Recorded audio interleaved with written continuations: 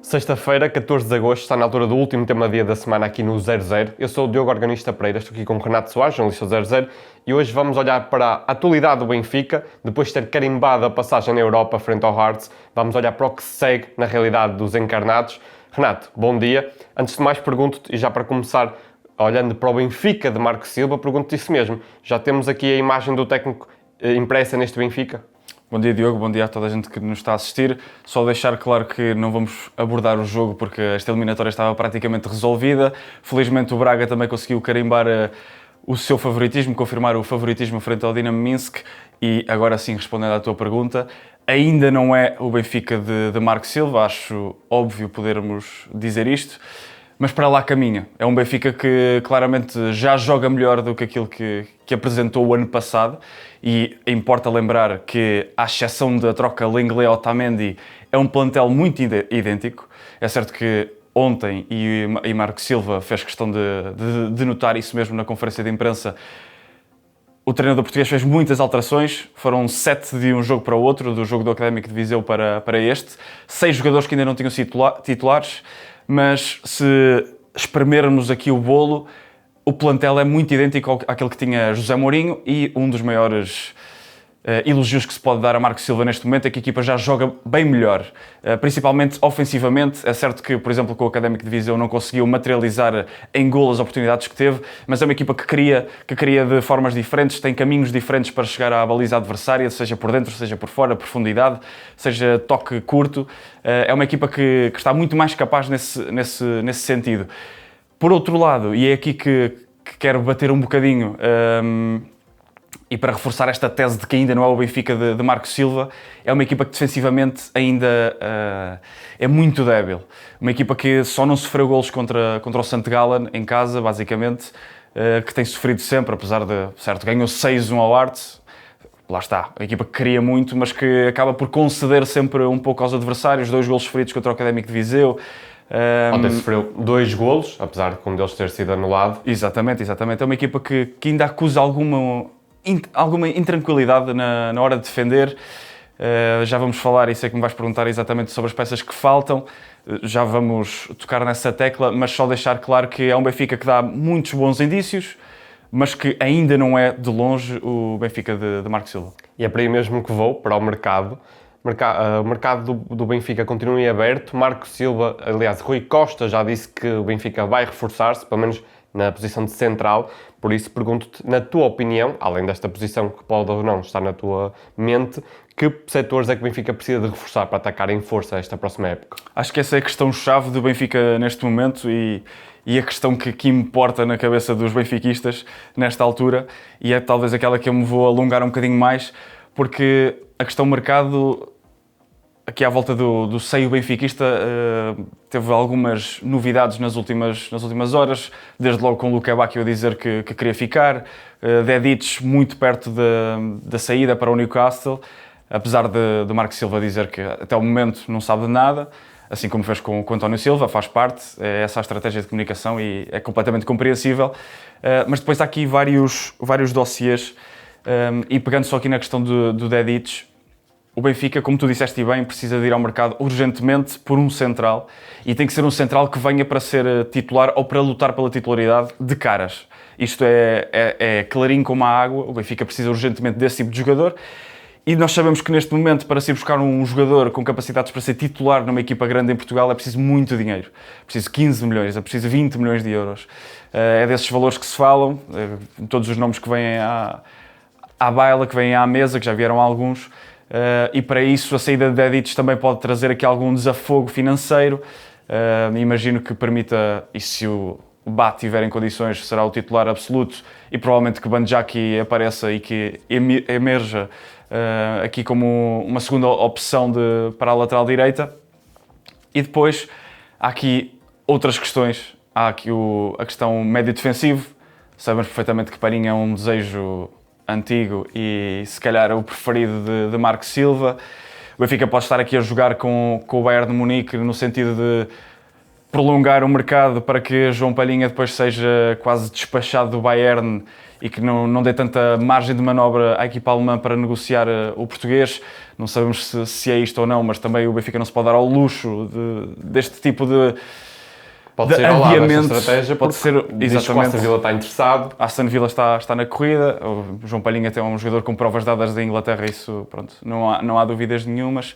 Depois surge aqui a questão não tão urgente do lateral esquerdo.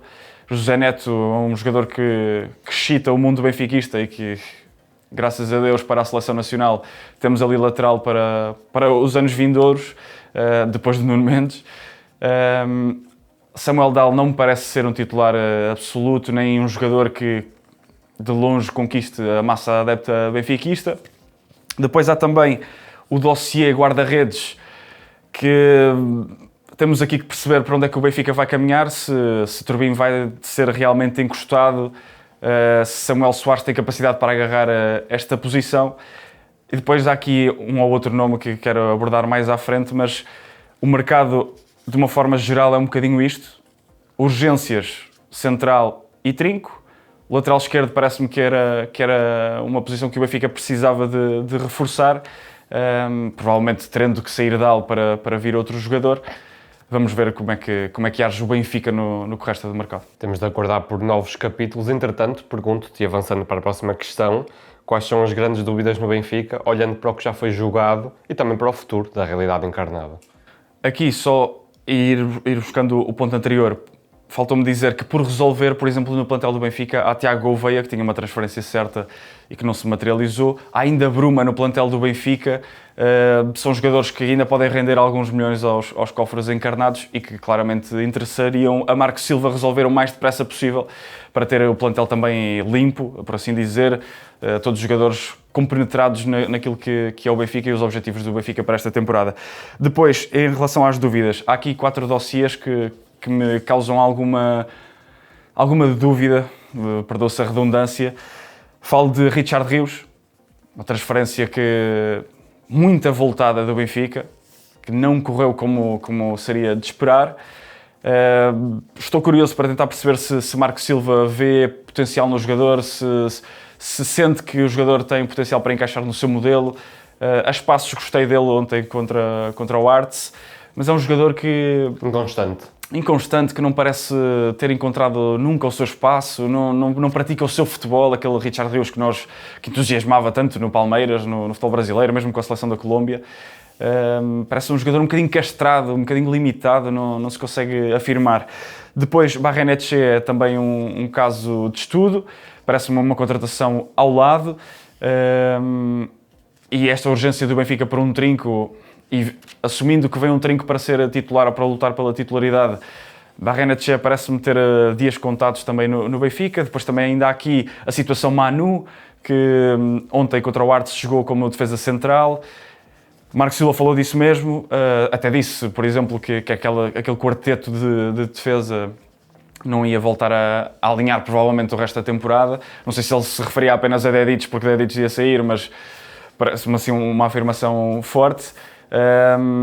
Ainda não percebi bem se Manu para Marco Silva conta como terceiro central. Neste momento, acho que assim o é, porque não há mais opções. Ou se conta como trinco, e se vai contar como trinco, resta perceber um bocadinho isto também. E depois há aqui a questão Orsnes, que para mim é titular de caras neste Benfica, é o capitão do emblema encarnado, e vai ser muito curioso perceber quem é que vai sair do 11 do Benfica para entrar o médio norueguês, porque Barreiros está muito bem, pisa terrenos diferentes. Não me parece que Orsnes vai ser um ala como já foi no passado com Marco Silva, ou melhor, como já foi no passado, não me parece que com Marco Silva será ala. Também não será trinco, vejo-o a jogar como 8, provavelmente descaído sobre a direita. Marco Silva tem optado por um médio mais criativo do lado esquerdo, seja Prestiani, seja às vezes até Rafa nas costas de Pavlidis. Sudakov também tem aparecido muito lá. Estou curioso para perceber como é que se vai desenrolar e como é que se vai resolver estes pequenos dossiês do Benfica e por onde é que Marco Silva vai escolher ir. Depois de olharmos para as dúvidas no Benfica, pergunto-te, para fechar este tema do dia, qual o próximo passo que as águias terão de dar, nomeadamente olhando para a próxima jornada da Primeira Liga? Mais uma vez, desculpa só interromper o teu raciocínio, que está completamente certo, mas eu esqueci-me de abordar um outro tema quando falava dos milhões e queria só dar esta nota. Na parte do mercado, que o Benfica, como nós sabemos, foi buscar Kaminski por 17 milhões, não quero estar a bater no ceguinho, sabemos que não tem mostrado aquilo que o Benfica quer e desejaria. Só reforçar isto, que neste momento parece-me que Kaminski é a quinta opção para as alas. Temos Prestiani e Sheldrup na esquerda, temos Rafa e Luka Bacchio à direita, Rafa que pode jogar por dentro também, mas também já apareceu à direita, e Kaminski aparece aqui como o quinto extremo desta equação e o Benfica gastou 17 milhões neste jogador.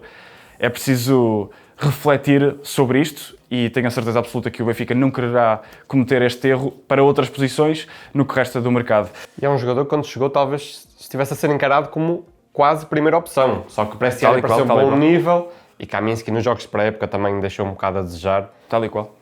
Olhando agora para a última pergunta, penso que fechamos o tema mercado e, como referi, o jogo do Casa Pia segue-se na agenda do Benfica. Quais são os próximos passos que as águias têm de dar?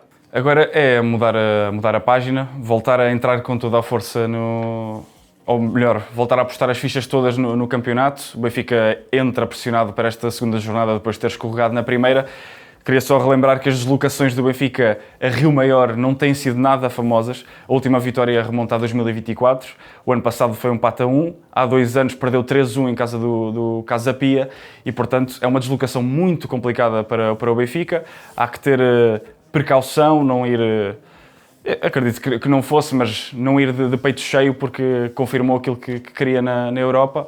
E, portanto, vai ser um passo muito chave do Benfica neste início de temporada para não deixar fugir também os rivais, porque se vencerem e o Benfica eventualmente escorregar, o fosso começa-se a avultar e a coisa complica-se. Obrigado, Renato, obrigado a todos que nos assistiram. Para saber mais sobre a realidade do Benfica e também sobre o jogo de ontem contra o Vards, hoje teremos o novo Canto do Benfica para fechar esta sexta-feira. Além disso, esta sexta-feira teremos também um novo episódio do Mercado Flash com uma pequena novidade, é uma live do mercado com um convidado, Pedro Timo, que é criador de conteúdos, por isso fique connosco, continue na nossa companhia, fique com o 00.